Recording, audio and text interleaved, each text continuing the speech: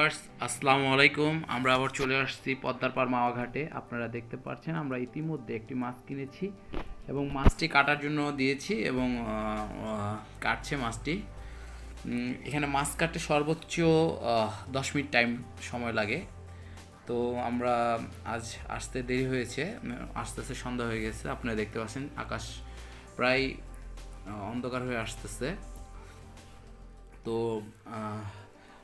আমাদের আবার ঢাকায় ফিরতে হবে তাড়াতাড়ি, তাই আমরা দেরি না করে এসে তাড়াতাড়ি মাছটা কিনেছি, কিনে এখানে কাটার জন্য দিয়েছি। আপনারা দেখতে পাচ্ছেন যে মাছটি কাটছে।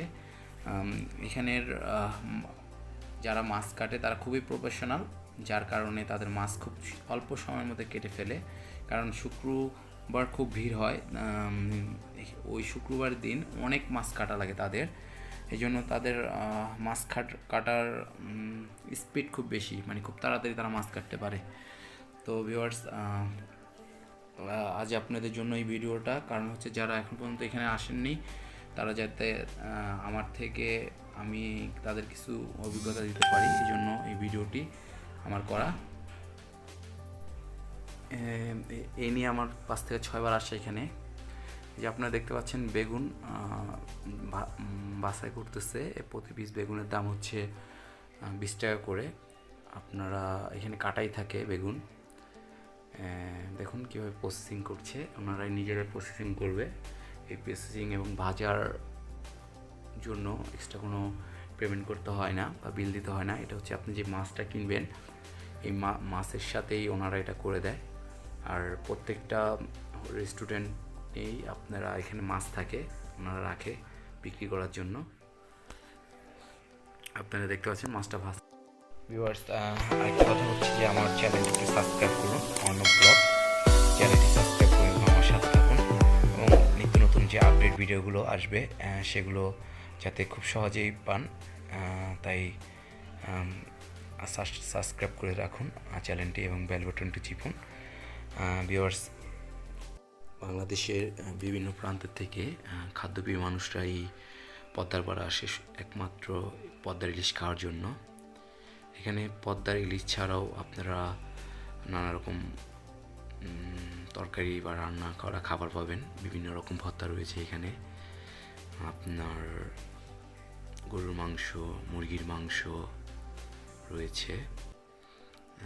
আপনাদের দেখানোর চেষ্টা করি যে এই যে গুড়া মাছ দেখতে পাচ্ছেন, বোয়াল মাছ, চিংড়ি মাছ, রুই মাছ এবং ডাল।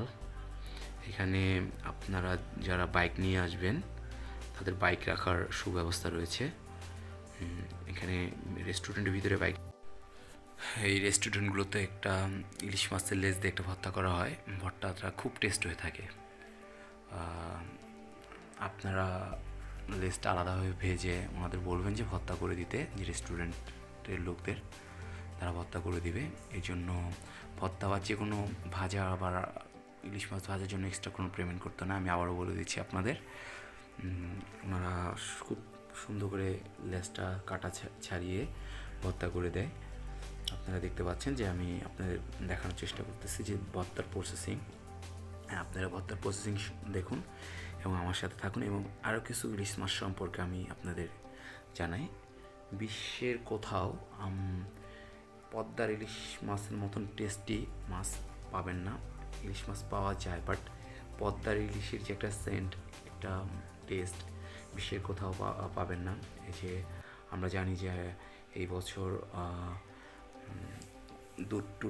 বাংলাদেশ সরকার ইন্ডিয়াতে বেশ কিছু ইলিশ পাঠায়, কারণ এই পদ্মার ইলিশ বিশ্বের কোথাও পাওয়া যায় না। তাই বাংলাদেশ থেকে এই ইলিশ বিভিন্ন দেশে রপ্তানি হয়ে থাকে। তো আমরা আসলেই বাঙালিরা অনেক সৌভাগ্যবান যে আমরা খুব কম টাকায় আমরা পদ্মার ইলিশ পেয়ে থাকি। এবং আমরা আমাদের দেশে পদ্মার ইলিশ হয়, আমরা সৌভাগ্যবান যে আমাদের অনেক টাকা দিয়ে, মানে অনেক বেশি টাকা দিয়ে আমাদের ইলিশ কিনতে হয় না। এই আর একটা বিষয় হচ্ছে যে প্রায় শেষের দিকে আমাদের ইলিশ ভাজা, দেখতে পাচ্ছেন যে ভর্তাটা শেষ, এখন খাবার পালা। আমাদের খাবার প্রায় তৈরি হয়ে গেছে। আপনারা দেখতে পাচ্ছেন ভর্তা শেষ, খাবার নিয়ে যাচ্ছে। আমাদের ইলিশ মাছের লেজ ভর্তা তৈরি। এখন হচ্ছে খাবো আমরা। আমাদের খাবার তৈরি। এখন আমি খাবারগুলোর সৌন্দর্য আপনাকে পরিচয় করে দিচ্ছি। এটা হচ্ছে লেজ ভর্তা, যেটা এখন দেখলেন তৈরি হতে।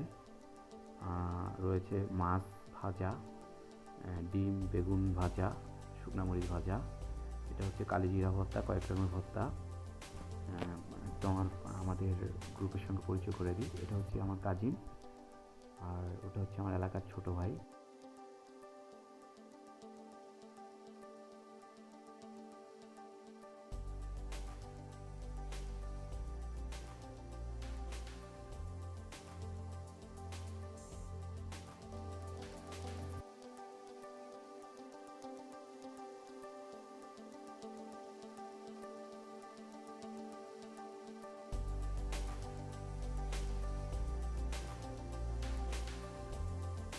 আমাদের খাওয়া দাওয়া শুরু।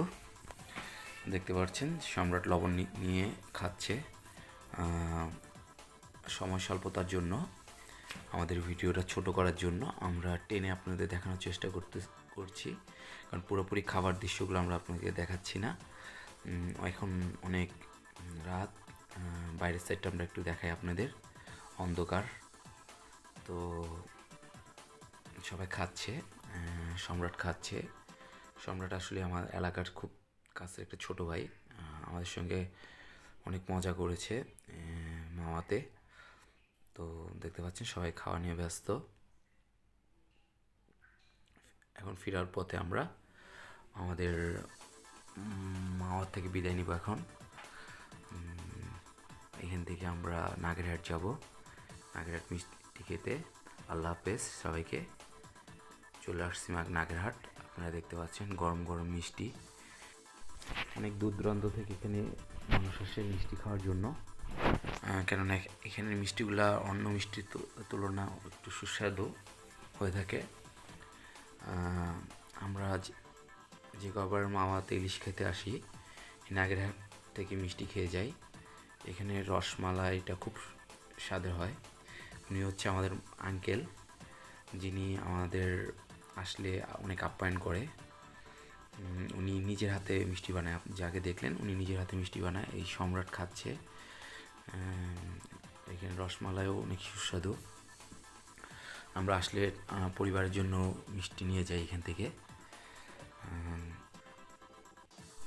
আর বেশিক্ষণ আমরা ভিডিও করতে পারবো না, কারণ হচ্ছে আমাদের ক্যামেরাটার চার্জ প্রায় শেষের দিকে। আজ বিদায় নিচ্ছি, আল্লাহ হাফেজ। আবার আসবো আমরা অন্য কোনো ভিডিও নিয়ে। ভালো থাকবেন।